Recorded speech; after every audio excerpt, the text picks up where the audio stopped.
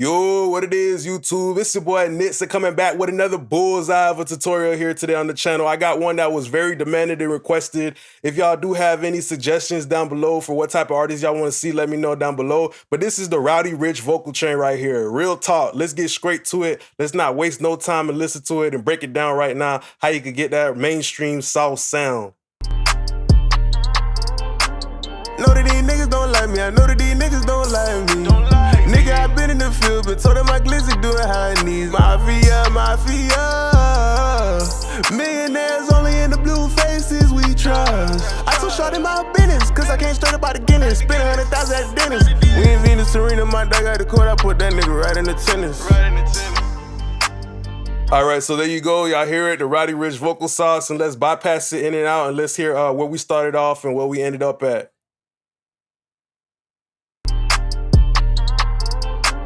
Know that these niggas don't like me, I know that these niggas don't like me. Nigga, I been in the field, but told them my glizzy doing high knees. Mafia, mafia. Millionaires only in the blue faces we trust. That's trust. I so short in my business, cause I can't straight up out the Guinness. Spend 100,000 at the dentist. We in Venus Serena, my dog got the court, I put that nigga right in the tennis. Right in the tennis. All right, so y'all hear it. We came a long way, but let's break it down right now. So the very first thing that I want to look at is the auto-tune, you know. As you can hear right here, my auto-tune sounds pretty smooth, but the main thing about the auto-tune, guys, is that you just got to actually give a good performance, you know. So right here with the retune speed, I put it on something very aggressive 4, but it was still sounding, you know, very smooth and everything like that. So, you know, some people always try to tell you, oh, you know, put it on 15 to 10 retune speed, but usually I'm gonna keep it real. Like those mainstream artists are using very aggressive retune speeds and just giving the best take that they can give, right? Hitting all the notes. Sometimes I like to even pull out a piano and like, you know, tune my voice to the actual music. That's a technique they've been doing all the time, you know, even back in the day before they had auto-tune. As soon as I was listening to the Rowdy Rich vocal, I knew what I needed, right? As an engineer, you have to know what you need very early on and make your moves based on your direction. So I was listening to the music and I was like, hey, I'm gonna need to get that transparent, kind of like a solid state VCA type of vocal chain going on, right? So that's why it's important to know your topologies, right? To know the components inside of it. Because I didn't really want to get a creamy, rich type of thing with this vocal chain.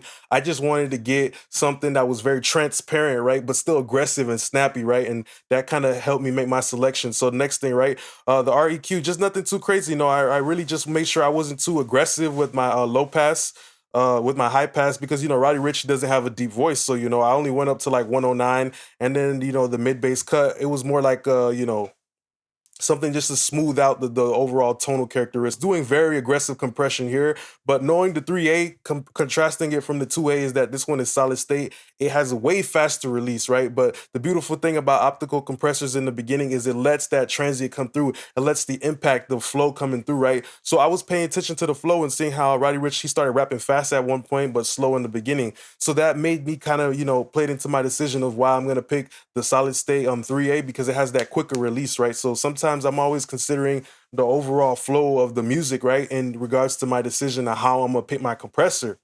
Know that these niggas don't like me, I know that these niggas don't like me. Nigga, I been in the field, but told them my glizzy doing high knees. Mafia, mafia. Millionaires only in the blue faces we trust. I so short in my business, cause I can't straight up out the Guinness. Spend 100,000 at the dentist. We in Venus Serena, my dog got the court, I put that nigga right in the tennis. Sometimes being an engineer is kind of like being a sailor, you know, you're kind of driving the boat, which is the song, right? And you got to tell the listener, hey, I am the captain now, right? So I let them know that by saying, hey, I'm going to use my lead vocal to drive this song. That's going to be my anchor, right? That's what I'm going to build my whole boat around, right? And, you know, the slow attack of the optical compressor pulled the vocal forward and the release was very musical, right? So this also has a little bit of sound of that transformer, giving me back some of that meat, right? And then the next thing that we have right here is the R de-esser. I like the our de-esser right now a lot, just due to the fact that the way it's just letting me pick the overall range, right? So it's not gonna go past that 6.2, right? So sometimes you have a de-esser and you know, you gotta make sure you listen to the whole the whole song and how aggressively the S's are coming through, right? Because you don't want to attack them too much, because then the music is gonna lose its kind of grit, its bite. And that's what I established in the beginning that I want with my Rowdy Rich vocal. I want transparency, I want some of that bite, some of that, you know what I mean, you know, all of that. You gotta pay attention to the flow and the characteristics of the vocal. And you know, I just went ahead and went in there. I also listened to it as well. That's another great feature that lets you just, you know, pay attention to exactly what you are de-essing. Then we had the C4, and I don't think I was being too aggressive with it. Let's look at it. Don't like me, I know that these niggas don't like me. Nigga, I been in the field, but told them my glizzy doing high knees. Mafia, mafia. Millionaires only in the blue faces we trust. I told Shawty my business, cause I came straight up out of Guinness. Spent 100,000 at Dennis. We in Venus Arena, my dog got the court, I put that nigga right in the tennis. I know that these niggas don't like me. Nigga, I been in the field, but told them my glizzy doing high knees. Mafia, mafia. Millionaires only in the blue faces we trust. I told Shawty my business, cause I came straight up out of Guinness. Spent 100,000 at Dennis. We in Venus Arena, my dog. So yeah, nothing too aggressive with this, and mostly what I was getting out of this multi-band compressor, just kind of pushing the whole vocal take back, right? So essentially what I did is, I remember I did go ahead and dial in the mid-range a little bit. I had like kind of like a faster attack, but a lighter threshold, right? So I just wanted to get the tippity top of like kind of like the mid-range, right? So that's what was my main focus right here, because you know, whenever artist doesn't have a deep voice, you got to make sure that that mid-range is powerful. It's driving the song. It's the anchor to the ship, you know, that, you know, we're kind of taking the listener out on the voyage, you know, solid state components, right? There's a pattern kind of going on right here. I established I want transparency and I want some accuracy and focus in the mid-range. So with the SSL, we didn't have anything too crazy right here. You know, we just did like a little bit of a rolling off right here, just to kind of help push it back. You know, less low end energy is how the listener determines this, to push the vocal back. And I don't really necessarily care about the mud. You know, there's a lot of people who have built everything that they said on, you got to cut the lows, you got to tame the peaks. But if you only look at compression and EQ like that, you know, you might have some songs where you've literally cleaned up all the mud and you tamed all the peaks, but the song still doesn't sound good. So that's why I always kind of look at compression in a different way, not just, oh, you know, the utility side of it, you know, just the, oh, it's just an employee. Like, no, I look at it for like a person, a dynamic person that can add some character. I went with a very heavy ratio on the compressor, quickest release, just to, you know, add some of that forwardness, add some of that bite, you know. Let's listen to it. And with the SSL, you got to understand too that it's kind of like an auto makeup, which is pretty incredible. But you know, once it goes past that light, you know, the makeup can kind of be like erratic. So always pay attention to that you're kind of level matching it. But here, I just love the sound of the output of the compressor and the snappiness and the aggressiveness of it. Yeah, I know that these niggas don't like me. Nigga, I been in the field, but told them my glizzy doing high knees. Mafia, mafia. Millionaires only in the blue faces we trust. I told Shawty my business, cause I came straight up out of Guinness. Spent 100,000 at Dennis. We in Venus Arena, my dog got the court, I put that nigga right in the tennis. In my business, cause I came straight up out of Guinness. Spent 100,000 at Dennis. We in Venus Arena, my dog got the court, I put that nigga right in the tennis. All right, so as you guys can hear, you know, there was a volume difference, but mostly there was kind of like this grit, this little edge, this little meanness that, you know, I was trying to insinuate with my compression. Then that brought us to one of the most aggressive compressors, in my opinion, the API 2500. Snap, powerful, this gritness, right? So I'm going to do another video going more into depth about the classic API 2500, but you got to understand, I used a very light ratio and some soft knees, right? The soft knee right here, and then the detection circuit was on normal. So I was kind of getting a smooth type of compression, a rocking compression that was complementing his flow. And I wasn't doing too much gain reduction. I was just looking for the tonality of the compressor.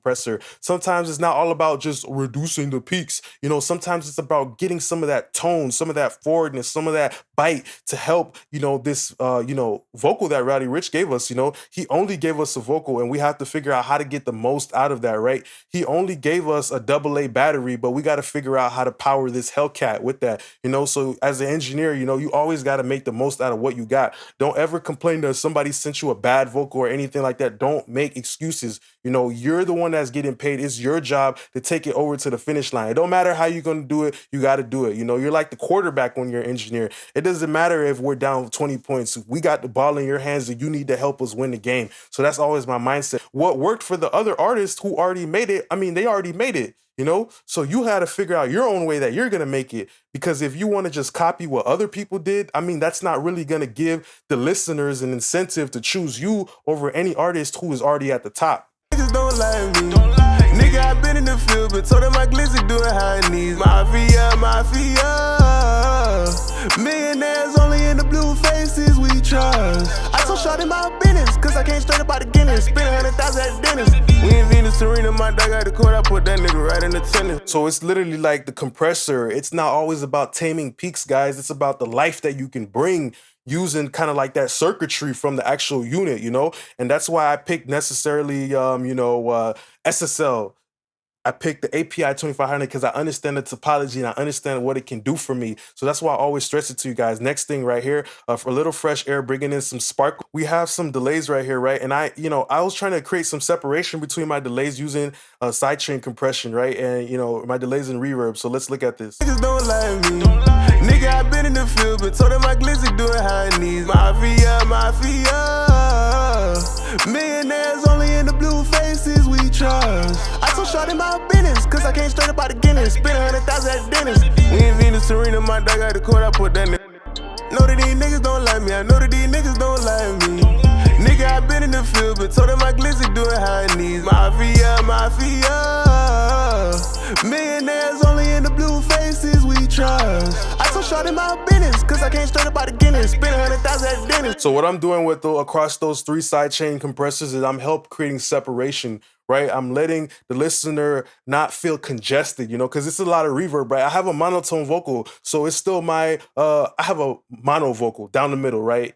With not much background vocals. So I have to find some way to still make it sound very big, but let the listener listen to everything and know, hey, you know, this is where everything is at. So that's what I use sidechain compression for. I used a bunch of different ratios. I use low-level ratios, right? Like right here, 1.7. Then on my API 2500, I use something like 3, right?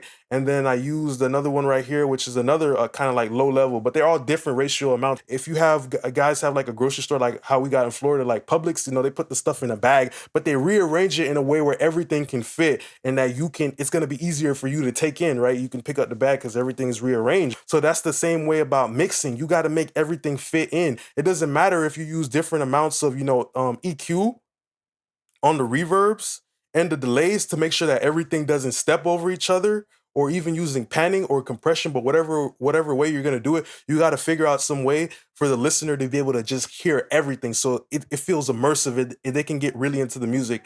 Then after that, we use the API 2500 more punch, but on parallel. And pay attention, I use the thrust motor, taking the signal and just pressing it into the compressor, right? Just whacking the compressor. So it's giving us even more bite, but we're, controlling that, using it in parallel. And just pay attention to the pattern that I got going on, I'm not even using noise in this song. Sometimes you got to use the noise. Sometimes you don't got to use the noise, but you got to have an understanding of when you got to use what, right? So being an engineer is kind of like being a construction worker. Sometimes you got to know when you got to use that hammer. Sometimes you got to know when you got to use the screwdriver, but that's a part of your job, is knowing how to use the tools and when to use them. All right, next thing, let's look at the ad-libs really fast, right? And with the ad-libs, we had a basic REQ, nothing crazy. Then we had it going into the 3A with not too much gain reduction. Know that these niggas don't like me, I know that these niggas don't like me. Nigga, I been in the field. So just using that optical compressor to kind of just help it with the tonality of it. And then after that, we had the SSL channel, running in there and just being so aggressive with cutting everything, helping my ad-libs sit back, right? And I had a little bit of compression as well as the RVox, very tight gate to help it just become very abrupt. And the only thing I really wanted to talk about really with the ad-libs is just the flanger, the flanger really kind of just helped give it some separation. The reason why I used a lot of guitar pedals right here, like even on the stomp and on the other reverb, is just because you got to pay attention to the music. If, making music is all about common sense, if you hear a guitar, in the beat, maybe you should use some guitar plugins that are gonna already kind of be in that bracket to complement the vocal, right? People want to do this thing with mixing where they try to make it seem like this crazy mythical thing that you will never know about, but they're doing that on purpose because it's easier for them to, you know, hoopla you, to whoop-de-whoop you. You feel me like that? So don't worry about that. You know, you got to do what feels right for you, what feels right in your heart. You know, they want to take you out on that water because they know you don't know how to swim. Figuring out what works best for you. Just because somebody else said that, that doesn't necessarily mean it's going to work for you. But I use guitar pedals, right? Back to that. I use guitar pedals just because I just know that it was just going to be cohesive with the sound of the actual guitar. And, you know, that's pretty much it that I got for this video. There's a little parallel compression right here, nothing crazy. But I just want to say thanks a lot for being a great part of my YouTube family. If you guys do want to get this template by any chance, you could catch it down below. Just want to say thanks a lot. Don't forget to like, comment, and subscribe. Peace.